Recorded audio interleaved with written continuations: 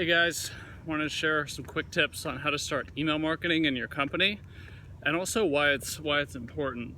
Because a lot of business owners I talk to, they have thousands and thousands, or even just 1,000 emails just sitting in an email sender or a spreadsheet that aren't really getting hit up. And email marketing is a great tool. It's the most effective marketing because it's the only channel that everyone uses. Not everybody uses Facebook or Twitter. Some people don't use Google, they use Bing. Some people just they go on YouTube, but they don't actually answer text messages on their phone if you're marketing to them via text, stuff like that. So text is also really effective, but you can't do the same thing that you can with email. So a few quick ways to just kind of start with emails. A lot of the questions I get from people, or a comment I get is like, I don't want to spam people. And realistically, that is the thing. You're right, you don't want to spam people. But there's a good chance if you own a small business, very few small businesses actually email market. So your message, that small local pizza shop or law firm or construction company, is really going to stand out because they're going to be getting emails from like Domino's and Nordstrom's or all these YouTube course sellers, which are kind of small businesses too. But that's most of what it is, or their bank. So for one, just understand that you're really gonna stand out well if you're a small business doing any type of email marketing, and they're gonna enjoy it if you put the least bit of effort in there. And also, people subscribe too. Just remember, they told you they wanted your emails. I hope they did. Don't just put them on a list if they didn't.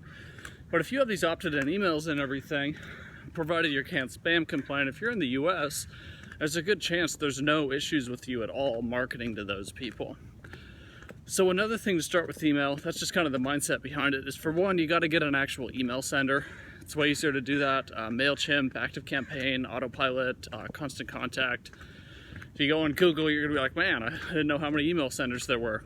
So get that set up. And one big thing to set up too is if you want to write an automated email drip sequence, that's really helpful.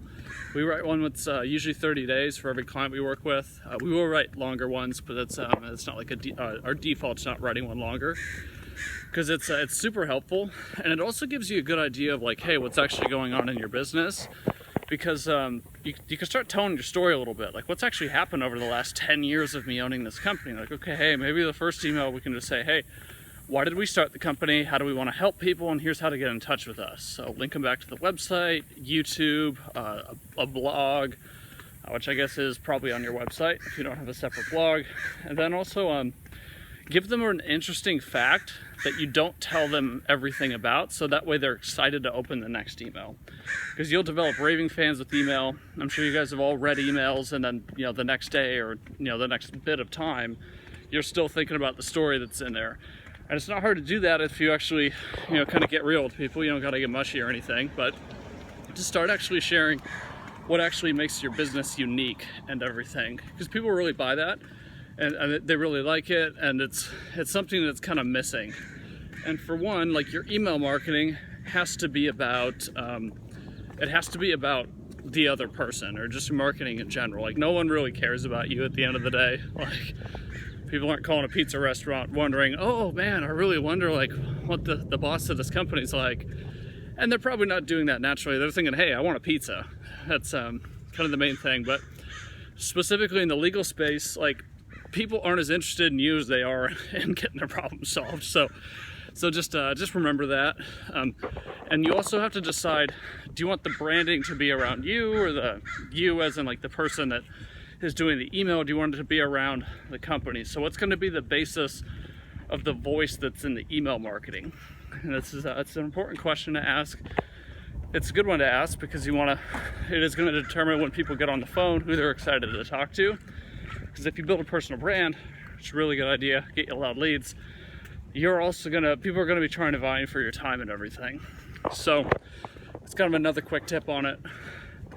And another thing too is when you're writing that automated drip sequence, even if you're not writing 30 days, write at least 5 emails, send them every day or every other day for the first time people opt in, and always have some sort of way for them to get a hold of you. A call to action is what they call it.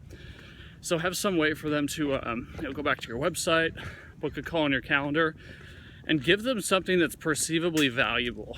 Even if you are trying to sell like a paid appointment online, or you're trying to sell maybe a pizza delivery. I keep using that example, but it's a good one. So actually have something valuable for them, but don't just make it about, oh, how does this person gonna buy? Because the common thing people say is, oh, I don't want to spam my list or anything. And it's usually they don't want to do that because that's exactly what they do. It's they just go on there like, hey, you know, come to my gym. We got half off specials and everything, and that's okay.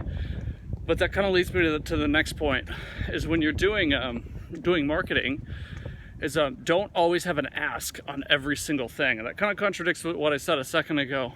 You want to always have like an ask, I guess, but don't push for a sale on every single online interaction, or every interaction in general. Is you want to kind of build up that faith. But for example, if you can do, you know, 3 emails to one that actually asks, so 3 that are just kind of about, like, you know, let's say you own an immigration firm like who I work with. You can make 3 emails that are more about, you know, actually, like, you know, processes, like 5 ways to get a green card, maybe like a testimonial story, maybe one that's just kind of informative, but also just a bit more like how to. Like, okay, hey, this is what you need for X and X. And obviously you don't want to be giving legal advice over your email and your marketing. And then the last one, and you could do this in like a 4 or 7 day string to get people warmed up and everything, and say, hey, you know, in tomorrow's email, or in 2 days, I'm going to tell you the 5 secrets to having the best marriage interview that you've ever imagined. So that's just kind of a quick thing on that. So I guess overall, like with that 4th ask email, and you can do this a lot more. You can do this like 7 to 1, 5 to 1, as far as value content, content that is a bit more salesy. But it's also the fact is at that point, if they've seen 3 pieces of good content for you, it's like, it's okay for you to ask. It's like you've helped them. And then, and particularly as it pertains to email, on that 5th one, you want to ask. But there's kind of 2 ways to ask. You can be very direct and ask, and sometimes these short emails are like, hey, book a call with us, bam, that works. Or you can mix the ask into very nice copywriting. And so it's you just kind of have to decide what your writing style is, but also, like, don't get attached to what you think. Just make a point to test, go off of what we'll just go off of what the information and the data tells you and everything. Just to kind of it's not about you, it's about the prospect and the customer and everything.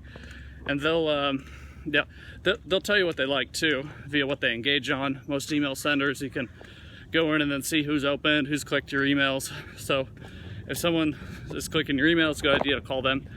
But I'll let this video die off for now. And if you have any questions about email, put them in the comments, and then also start email marketing. It's a big difference.